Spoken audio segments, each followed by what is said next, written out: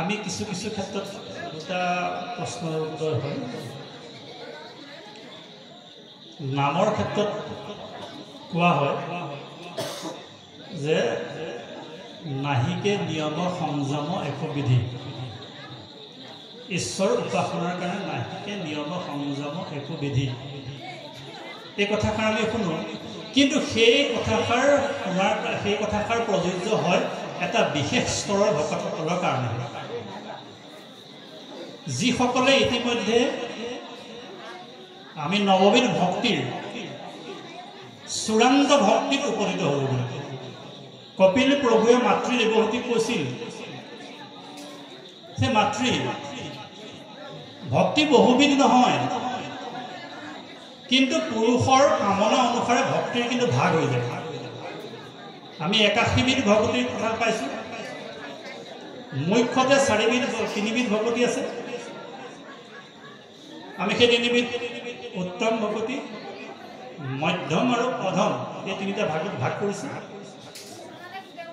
নৱবিধ ভকতিৰ শ্ৰৱণ কীৰ্তন অৰ্চন বন্দন দাস্য সচিত্ত পদসেৱন স্মৰণ, এই 10বিধ ভক্তি আছে। ঈশ্বৰক পাবৰ কাৰণে আমি 9টা ব্যৱস্থাৰে ঈশ্বৰৰ উপাসনা কৰিব পাৰোঁ। কেনেকৈ? মই ঈশ্বৰক পাবৰ কাৰণে ঈশ্বৰৰ কথা শুনিব পাৰোঁ, ঈশ্বৰক পাবৰ কাৰণে মই ঈশ্বৰৰ কীৰ্তন কৰিব পাৰোঁ, ঈশ্বৰক পাবৰ কাৰণে মই ঈশ্বৰৰ কথা স্মৰণ কৰিব পাৰোঁ। এনেকৈ 9বিধ ভাৱেৰে 9বিধ প্ৰকাৰে ঈশ্বৰক পাব পাৰে, ঈশ্বৰৰ সেৱা কৰিব পাৰে, ভক্তি কৰিব পাৰে। প্ৰকৃততে 9বিধে হ'ব লাগিছিল তেতিয়াহ'লে। সেই 9বিধত আকৌ ভাগ 3টা হ'ব, এজন উত্তম, এজন মধ্যম, এজন অধম। এই উত্তম, মধ্যম আৰু অধম তাতো 3জন থাকিব। উত্তমত 3জন, মধ্যমত 3জন আৰু অধমত 3জন। সেই 3 গুণ 27, 27 পূৰণ 3 81। এই 81বিধ ভক্তি। মই যদি কাৰোবাৰ দেশ হয়, মই কাৰোবাক হত্যা কৰিব বিচাৰিছোঁ বা কাৰোবাৰ মই অপকাৰ সাধন কৰিব বিচাৰিছোঁ, এই উদ্দেশ্যে মই ঈশ্বৰৰ উপাসনা কিন্তু কৰিছোঁ, ঈশ্বৰৰ কীৰ্তন কৰিছোঁ। মোৰ উদ্দেশ্য কিন্তু কাৰোবাক হত্যা কৰা, কাৰোবাক হিংসা কৰা, সেইটো অধৰ্মত পৰিব। কিন্তু তেওঁ ভকতি হৈছে, 9বিধ ভক্তিৰ ভিতৰত কৰিছে নহয়। তেওঁ শ্ৰৱণ কীৰ্তন অৰ্চন বন্দন দাস্য সচিত্ত পদসেৱন, তেওঁ এইকেইটা যে ভকতি আছে, এই ভকতিকেইটা কৰিছে, কিন্তু উদ্দেশ্যটো তেওঁ কিন্তু পৰৰ অনিষ্ট সাধন কৰাৰ কাৰণে, সেইটো অধৰ্মত পৰিব। অধমৰ 3টা ভাগ থাকিব। মধ্যম, তেওঁ ৰাজ সুখ বা সুখ শাশ্বত এইবিলাক বিচাৰি পেলাই ঈশ্বৰৰ উপাসনা কৰিছে, 9বিধ ভক্তিৰে কৰিছে। আকৌ উত্তম, একেবাৰে উত্তম, যিজনে একেবাৰে পৰম ঈশ্বৰৰ সেৱাত সদায় ৰতি হৈ ঈশ্বৰৰ সেৱাকে যাতে সদায় কৰি থাকিব পাৰোঁ, এনে এটা কামনা লৈ পেলাই ঈশ্বৰক শ্ৰৱণ কীৰ্তন অৰ্চন বন্দন দাস্য সচিত্ত পদসেৱন এনেকৈ কৰি 9বিধ ভক্তিৰ যোগেদি তেওঁ ঈশ্বৰৰ উপাসনা কৰি আছে। এই 3টা ব্যৱস্থাৰ যোগেদি তুমি যদি ঈশ্বৰক উপাসনা কৰা, তেন্তে মাতৃ তুমি কিন্তু এই সংসাৰতে ভ্ৰমি থাকিব লাগিব। আৰু এই সংসাৰত ভ্ৰমি থকা এই যে 3টা প্ৰকাৰৰ ব্যৱস্থা আছে, তাৰ কাৰণে কিন্তু এইবিলাক আখৰা আছে। আমি সেই ধাপটো পাৰ হৈ গৈ নিৰ্গুণ ভকতি কৰিবৰ কাৰণে প্ৰয়াস কৰিব লাগে। যেতিয়া নিৰ্গুণত ভকতজন প্ৰৱেশ কৰিব, তেওঁৰ কাৰণে এই নিয়ম আৰু সংযম একো নাথাকিব। তেওঁ সেই নিয়ম আৰু সংযমৰ পৰা বাহিৰ হৈ যাব।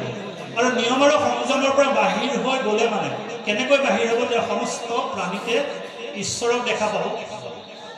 তেওঁৰ উদ্দেশ্য ঈশ্বৰৰ সেৱা কৰাটো তেওঁৰ দায়িত্ব আৰু কৰ্তব্য, সেইকাৰণে তেওঁ ঈশ্বৰক উপাসনা কৰিব। সদায় নিত্য নৈমিত্তিক অনৰ্গল তেওঁ ঈশ্বৰৰ কথাকে ভাবি থাকিব। সেইকাৰণে সেই মুহূৰ্তত তেখেতৰ এই 3টা অৱস্থাৰ যিটো কামনা আছিল, কামনাযুক্ত ভকতিৰ 81বিধ ভকতিৰ পৰা ওপৰৰ ভকতিটো নিৰ্গুণ ভকতি। নিৰ্গুণ ভকতিত থকাজনে কিন্তু কেনেকৈ গা ধুই আহি ঈশ্বৰ উপাসনা কৰিছে, গা ধুইছে খাইছে নাখাইছে সেইটো কিন্তু তেওঁৰ কাৰণে প্ৰযোজ্য নহয় এতিয়া ভকতজনৰ ওপৰত নিৰ্ভৰ কৰিব তেওঁ কোনটো স্তৰৰ ভকত যদি তেওঁ এই 81বিধ ভকতিৰ ভিতৰত সোমাই থকা ভকত তেওঁৰ কাৰণে কিন্তু নিয়ম প্ৰযোজ্য হ'ব এই নিয়মবিলাক আমি নিৰ্ধাৰণ কৰা আছে যেনেকৈ আমি ইয়ালৈ আহিবৰ কাৰণে গা পা ধুই সুন্দৰ এটা মনলৈ স্বাস্থ্য মানে পৰিষ্কাৰ পৰিচ্ছন্নভাৱে আমি ইয়ালৈ আহোঁ কিন্তু যদি তেওঁ নিৰ্গুণত গুচি গৈছে কাৰণ সমস্ত জগতে তেওঁ প্ৰভু ভগৱন্তক দেখা পাইছে তেতিয়া তেওঁৰ কাৰণে কিন্তু নিয়ম প্ৰযোজ্য নহ'ব এতিয়া সেইটো নিৰ্ভৰ কৰিব বাপজনৰ ভকতিৰ স্তৰৰ ওপৰত যদি তেওঁ কামনাযুক্ত ভকতি নিৰ্গুণ ভকতি মানে গুণময় ভকতিৰ ভিতৰত আছে তেওঁৰ কাৰণে কিছু নিয়ম প্ৰযোজ্য হ'ব আৰু যদি নিৰ্গুণলৈ তেওঁ যাব পাৰিছে নিজকে সেই অৱস্থালৈ দিব পাৰিছে তেন্তে তেওঁৰ কাৰণে সেই নিয়ম প্ৰযোজ্য নহ'ব আৰু কোনো ভকতেই চিধা চিধিকৈ নিৰ্গুণলৈ যাব নোৱাৰে নিৰ্গুণলৈ যাবৰ কাৰণেও গুণময় ভকতিৰ যোগেদিহে নিৰ্গুণ ভকতিলৈ যাব পৰা যায় গতিকে বাপজনৰ প্ৰশ্নটো আমি তেনেধৰণে উত্তৰ দিয়া হৈছে গতিকে